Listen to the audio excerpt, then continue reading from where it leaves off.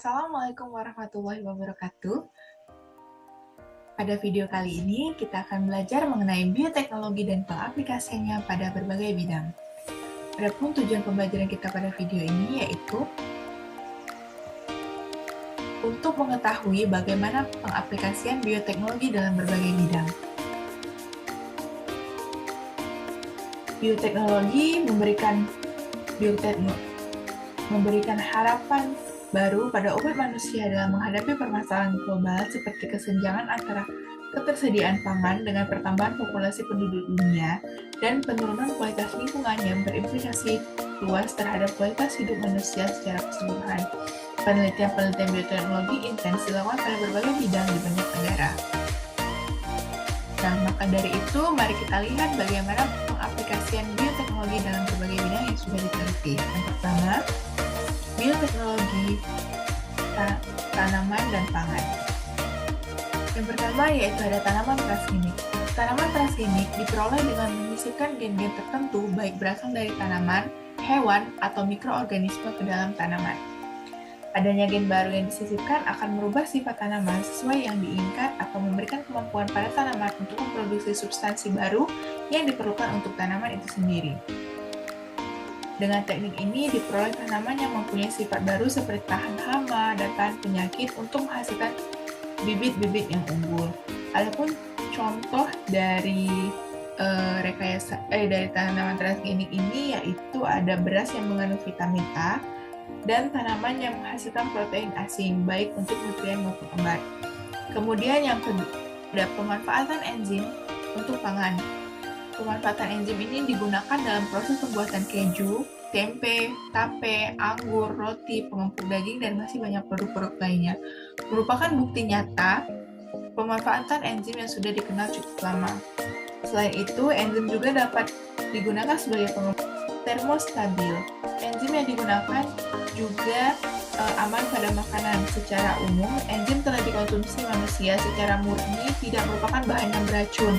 Hanya saja karena enzim merupakan molekul protein, beberapa orang ada yang memberikan respon alergi. Dan ada pemanfaatan bioteknologi di daerah pesisir laut. Yang pertama ada produk alami dari laut. Aplikasi teknologi menghasilkan produk bahan dari laut, khususnya organisme laut relatif aman bagi kesehatan karena dapat terurai secara alamiah dibanding bahan-bahan sintetik. Kekayaan sumber daya pesisir laut yang sangat melimpah merupakan sumber bahan baku pengembangan industri pangan, farmasi, dan obat-obatan. Salah satunya yaitu jenis alga. Jenis alga merah dapat digunakan untuk produk pangan, susu, es krim, dan pasta gigi. Sedangkan potensi sumber daya ikan bahan baku bagi industri pangan, demikian pula dengan rumput laut. Perkembangan industri farmasi dapat dilakukan dengan menggunakan bahan baku dari berbagai jenis bioaktif yang tergantung dalam biota perairan laut seperti insulin yang diekstrak dari ikan paus dan tuna, obat cacing yang dihasilkan dari alga, ketan tulang, dan gigi palsu dari karang. Kemudian pengendalian pencemaran. Penerapan teknologi tersebut tergantung pada kemampuan memahami pengaruh terhadap kondisi dan degradasi lingkungan. Keanekaragaman sumber daya di daerah pesisir laut juga berguna sebagai biokatalis yang dapat menetralisir yang masuk ke perairan seperti rumput laut, lamun, moluska, dan berbagai mikroorganisme yang dapat menyerap bahan pencemar. Perkembangan teknik bioremediasi melalui pemanfaatan organisme laut merupakan solusi yang aman. Mikroba juga dapat dipergunakan dalam sistem pengolahan limbah dan dapat menyerap nutrien di dalam limbah sehingga organisme tersebut dapat digunakan untuk pembersih limbah cair. Yang ketiga ada pengendalian biota penempel atau biofouling. Biofouling dapat menghambat kegiatan dan menyebabkan kerusakan. Untuk mengulangi biofouling tersebut, maka digunakan bioaktif dari rumput laut sejenis Ulva fasciata dan lamun spesies Zostera marina. Itu industri aquaculture. Merupakan sistem budidaya perikanan yang diterapkan melalui penerapan rekayasa di genetika melalui aplikasi bioteknologi yang diharapkan mampu meningkatkan produktivitas ikan. Kemudian ada pemanfaatan bioteknologi pada reproduksi hewan maupun manusia. Yang pertama ada Inseminasi buatan atau sexing sperma. Tujuan utama dari teknik ini adalah memaksimalkan potensi pejantan berkualitas unggul. Produksi dapat dimaksimalkan antara lain dengan teknologi ini.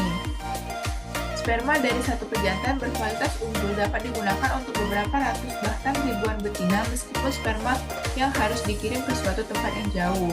Embrio. Transfer embrio merupakan teknologi yang memungkinkan induk betina unggul memproduksi anak dalam jumlah banyak tanpa harus bunting dan melahirkan.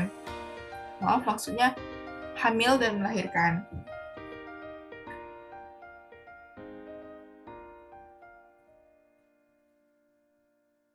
Transfer embrio dapat mengoptimalkan bukan hanya potensi dari jantan saja, tetapi dari betina yang berkualitas unggul juga dapat dimanfaatkan secara optimal. Pada proses reproduksi alamiah, kemampuan betina untuk hamil hanya sekali dalam 1 tahun, 9 bulan hamil ditambah persiapan untuk mengandung berikutnya, dan hanya mampu menghasilkan 1 atau 2 anak bila terjadi kembar. Dengan menggunakan teknologi transfer embrio, betina unggul tidak perlu hamil tetapi berfungsi menghasilkan embrio yang untuk selanjutnya bisa ditransfer atau dititipkan pada induk titipan dengan kualitas genetik rata-rata tetapi mempunyai kemampuan untuk hamil. Biasanya dilakukan pada hewan. Kemudian bayi tabung. Bayi tabung sel telur yang berada di dalam ovarium betina berkualitas unggul sesaat setelah mati dapat diproses in vitro di luar tubuh sampai tahap embrional. Hasil selanjutnya dipatangkan secara in vitro. Sel telur yang sudah matang diproses lebih lanjut untuk dilakukan proses fertilisasi secara in vitro dengan melakukan inkubasi selama 5 jam mempergunakan semen beku dari pejantan berkualitas unggul. Sel telur dibuahi, dikultur kembali untuk pengembangan lebih lanjut.